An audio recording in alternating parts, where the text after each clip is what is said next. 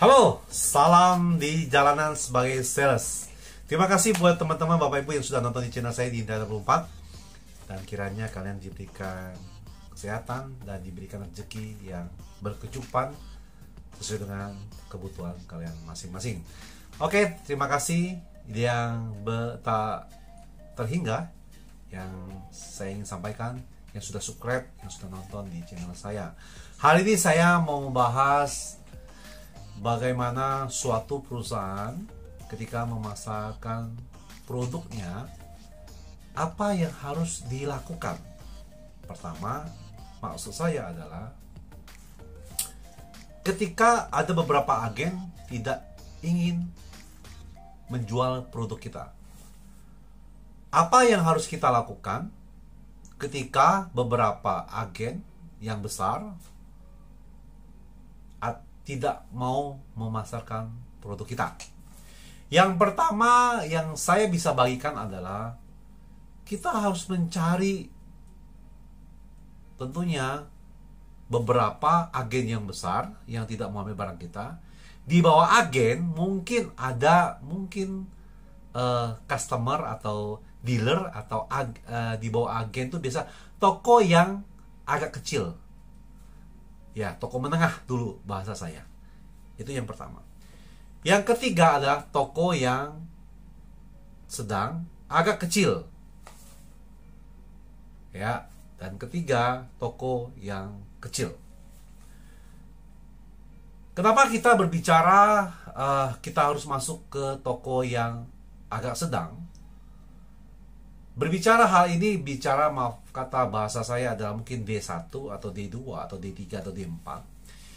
Biasanya ketika agen tuh berada di suatu puncak, namanya itu D1 atau toko yang agen, dia tidak akan mau menjual atau memasarkan produk kita atau memesan produk kita walaupun harganya murah. Karena pertama, mungkin merek-merek tertentu dia sudah ada bikin perjanjian program atau pengambilan, itu satu. Kedua, agen tidak mau mengambil risiko karena produk kita yang terbaru. Yang ketiga, agen mungkin agak ketakutan apakah produk ini akan long time istilahnya, atau short time, atau ketika saat-saat aja. Bisa jadi agen juga agak takut mungkin produk kita cuma ada 2 item.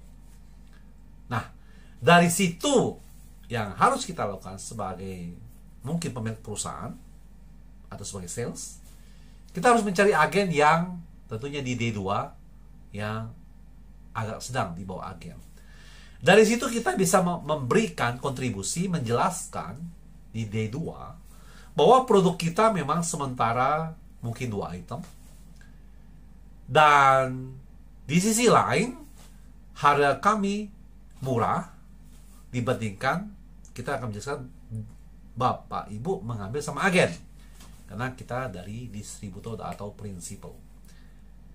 Dan kita harus jelaskan juga bahwa saya adalah tangan pertama, kita adalah prinsipal distributor di tangan pertama.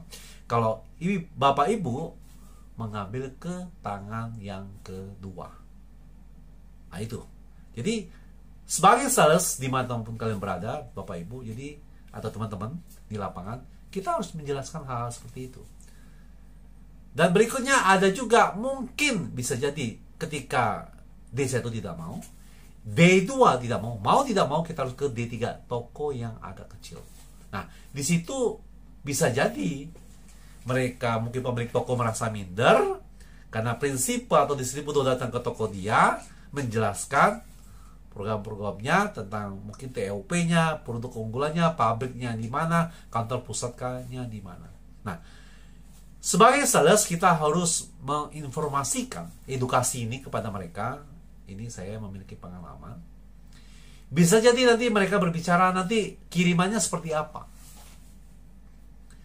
Lebih baik saya mengambil ke agen karena sudah lama daripada mengambil sama Bapak yang dari prinsipal distributor karena Bapak adalah baru. Nah, kita sebagai sales harus memberi informasikan kepada pemilik mungkin D3 toko yang agak kecil itu bahwa memang perusahaan kita baru, tetapi sebelumnya kita memasarkan produk ini, dulunya kita ada produk A, B, C. Itemnya seperti ini. Makanya jadi kita harus jelaskan bahwa perusahaan kami sudah lama, tetapi untuk di bidang ini kami memang baru. Nah, di sisi lain kita juga harus menjelaskan pengalaman-pengalaman kerja kita, supaya kenapa? Meyakinkan bahwa kita memang sudah lama bekerja di sini dan memiliki pengalaman-pengalaman. Dan di situ kita juga memberikan edukasi kepada mungkin agen toko atau D2 toko agak sedang, atau bila perlu D3 kita memberikan edukasi bahwa memang dalam bidang tertentu perusahaan kami baru, tetapi dalam bidang yang lain perusahaan kami sudah lama.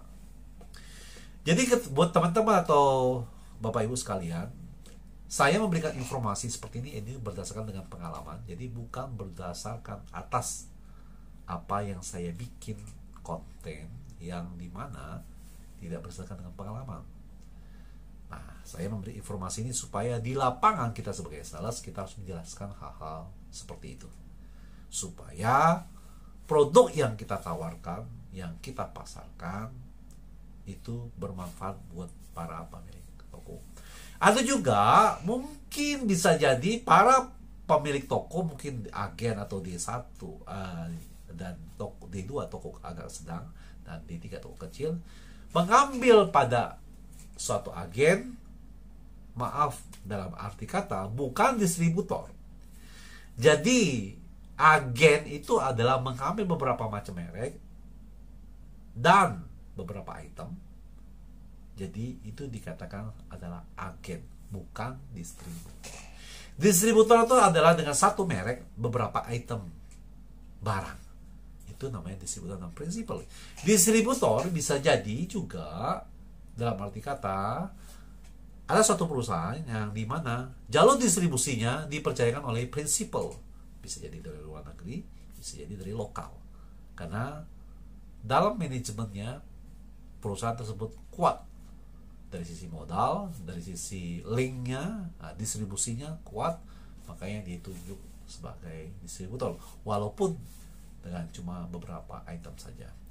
Jadi buat teman-teman sales dimanapun kalian berada, hal inilah yang membuat kita, dalam arti kata, terkadang kendala di lapangan seringkali kita jumpai ketika perusahaan yang baru memasarkan produknya, di mana ada beberapa toko yang tidak mau ambil barang kita, ada beberapa toko kecil atau toko sedang mau ambil barang kita, dan tidak semua agen yang tidak mau ambil barang kita, ada juga agen yang mau ambil barang kita. Tergantung dari kebutuhan mereka. Ketika harga kita murah, mereka mau ambil.